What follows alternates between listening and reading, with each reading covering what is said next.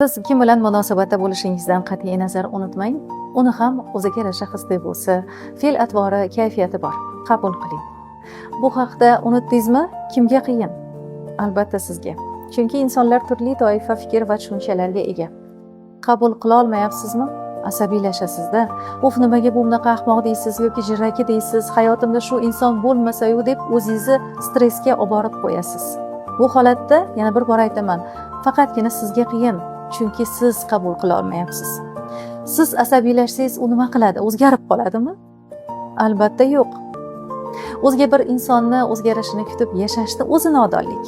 Undan ko'ra, endi bu inson shunaqada, fe'l-atvori shu, Alloh insof bersin deb yengilgina munosabat qiling. Hayotni qiyinlashtirishni hojati yo'q. Hamma siz bilan bizning xarakterimizga to'g'ri kelishi kerak deb hayotni qiyinlashtirmaylik demoqchiman.